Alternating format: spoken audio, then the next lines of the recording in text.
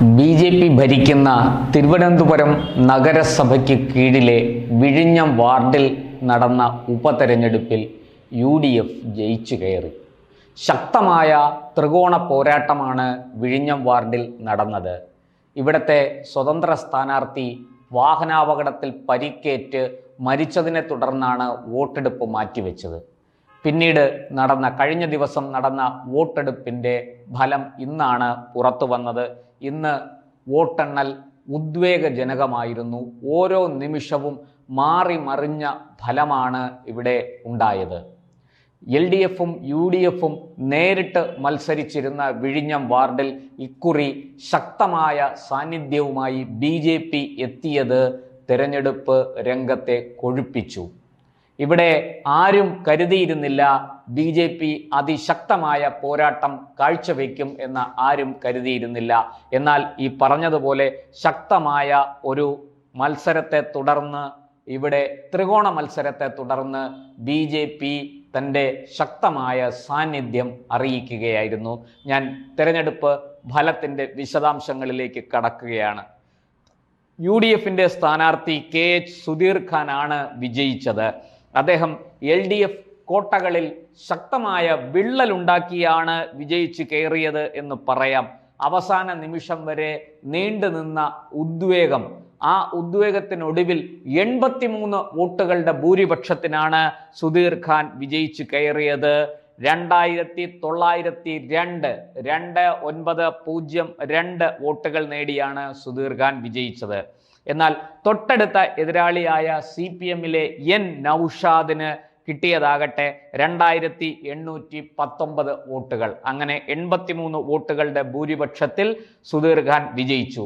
ഇവിടെ BJP സ്ഥാനാർത്ഥിയായി മത്സരിച്ചത് സർവശക്തിപുരം ബിനു എന്ന നേതാവാണ്. അദ്ദേഹം 2437 വോട്ടുകൾ നേടിയാണ് 3ാം സ്ഥാനത്തെത്തിയത്. നമ്മൾ മനസ്സിലാക്കേണ്ടത് BJPക്ക് ശക്തമായ സാന്നിധ്യം ഈ വാർഡിലുണ്ട് എന്ന് തെളിയിക്കാൻ കഴിഞ്ഞു എന്നുള്ളതാണ്. കഴിഞ്ഞ തവണ കേവലം 300 വോട്ടുകളാണ്, 300ഓളം വോട്ടുകളാണ് ഇവിടെ BJPക്ക് ലഭിച്ചത് എന്നുകൂടി മനസ്സിലാക്കുമ്പോഴാണ് ഇക്കുറി BJP നേടിയ 2437 വോട്ടുകളുടെ ആ ഒരു ബലം അല്ലെങ്കിൽ ആ ഒരു മനോഹാരിത നമുക്ക് മനസ്സിലാകുന്നത്. പിന്നെ സ്വതന്ത്ര സ്ഥാനാർത്ഥിയായ ഹിസാൻ ഹുസൈൻ 494 വോട്ടുകൾ നേടി. മറ്റൊരു സ്വതന്ത്രൻ അബ്ദുൾ റഷീദ് 118 വോട്ടുകൾ നേടി. അതുപോലെ വിജയമൂർത്തി 65 വോട്ടുകൾ നേടി. SDPI സ്ഥാനാർത്ഥി മാഹീൻ 33 വോട്ടുകൾ ആണ് നേടിയത്. ആം ആദ്മി പാർട്ടിയുടെ സമീൻ സത്യദാസ് 31 വോട്ടുകളും മറ്റൊരു സ്വതന്ത്രൻ ഷാജഹാൻ 13 വോട്ടുകളും നേടി. ഇവിടെ മനസ്സിലാക്കേണ്ടത് LDFനും UDFനും വിമതന്മാരുണ്ടായിരുന്നു. UDF വിമതൻ ഏതാണ്ട് 494 വോട്ടുകൾ നേടിയപ്പോഴാണ് LDF വിമതൻ 118 വോട്ടുകൾ നേടിയത്. ഇത് തെരഞ്ഞെടുപ്പ് ഫലത്തെ സാരമായി സ്വാധീനിച്ചിട്ടുണ്ട്. ഇല്ലായിരുന്നെങ്കിൽ, ഈ വിമതന്മാരില്ലായിരുന്നെങ്കിൽ ഒരു പക്ഷേ UDF ഒരു കംഫർട്ടബിൾ മെജോറിറ്റിയിലേക്ക് പോവുകയും LDFന് കുറച്ചുകൂടി വോട്ടുകൾ വർദ്ധിപ്പിക്കാനും കഴിഞ്ഞേനെ. എന്തായാലും ഈ കണക്കുകൾ സൂചിപ്പിക്കുന്നത് തീരദേശത്ത് BJP കാലുറപ്പിച്ചു തുടങ്ങിയിരിക്കുന്നു എന്നാണ്.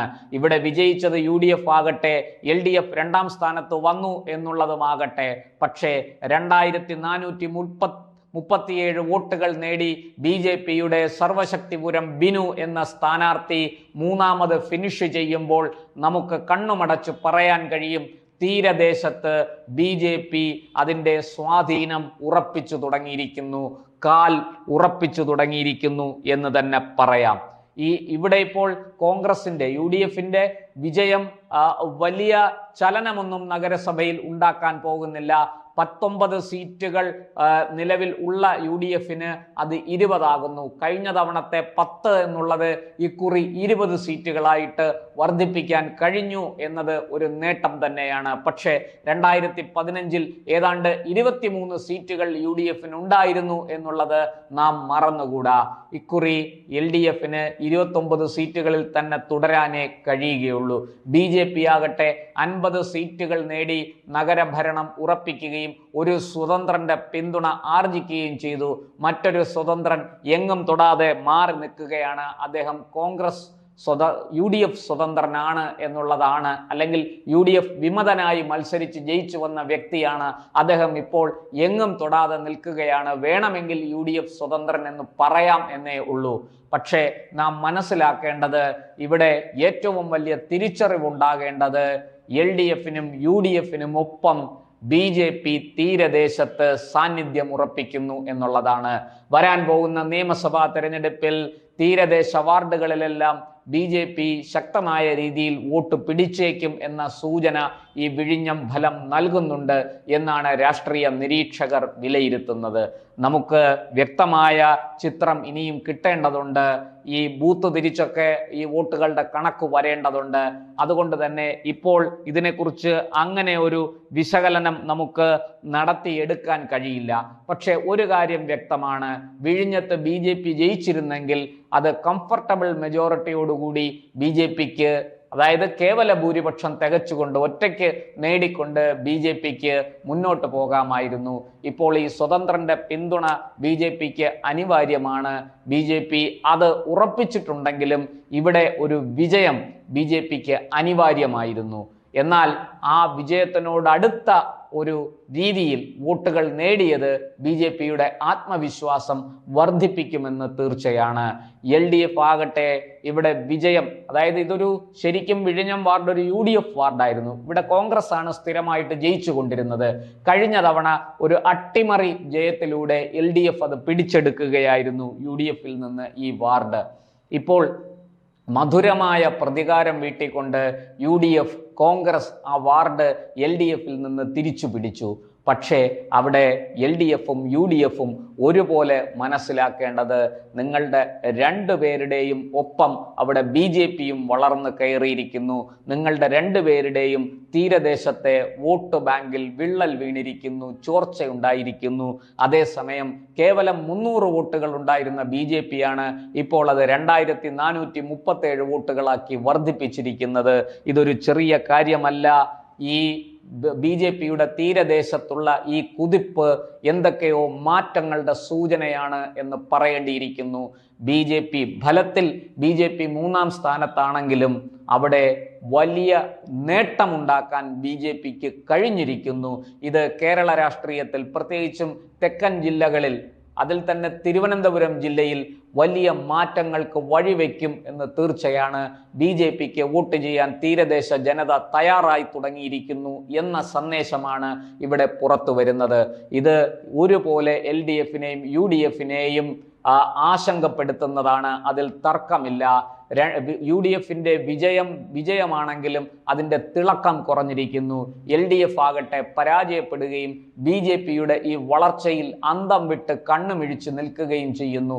ഇതാണ് സാഹചര്യം. അതായത് വരാൻ പോകുന്ന നിയമസഭാ തെരഞ്ഞെടുപ്പിൽ BJP പിടിക്കുന്ന വോട്ട് ഒരു പക്ഷേ BJPയെ തീരദേശ മണ്ഡലങ്ങളിൽ വിജയതിലകം അണിയിച്ചില്ലെങ്കിൽ പോലും അവിടെ വളരെ കൃത്യമായിട്ട് ഈ രണ്ട് മുന്നണികളിൽ ഒരാളിൻ്റെ തോൽവി ഉറപ്പിക്കാനും ഒരു പക്ഷേ ആ മുന്നണിയെ 3-ാം സ്ഥാനത്തേക്ക് തള്ളിവിടാൻ പോലും BJPക്ക് കഴിഞ്ഞേക്കും എന്ന സൂചനയാണ് വിഴിഞ്ഞം വാർഡിലെ ഉപതെരഞ്ഞെടുപ്പിന്റെ ഫലം നൽകുന്നത് എന്ന് കരുതിയാൽ, അങ്ങനെ കണക്ക് കൂട്ടിയാൽ തെറ്റില്ല.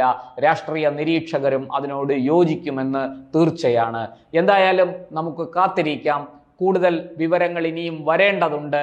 ഈ പറഞ്ഞതുപോലെ BJP തീരദേശ വാർഡുകളിൽ BJPയുടെ ശക്തമായ സാന്നിധ്യം അറിയിച്ചുകൊണ്ട് മുന്നോട്ട് പോകുന്നു.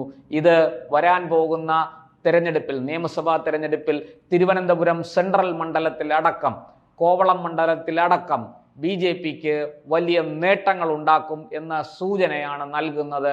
ഇവിടെ അടിപതറാൻ പോകുന്നത് LDFനാണ്. ഭരണവിരുദ്ധ വികാരം വളരെ ശക്തമായി LDFനെതിരെ അലയടിക്കുന്നു എന്നുള്ളതിൻ്റെ ഏറ്റവും ഒടുവിലത്തെ തെളിവാണ്, ഉദാഹരണമാണ് വിഴിഞ്ഞം വാർഡിലെ അവരുടെ പരാജയം.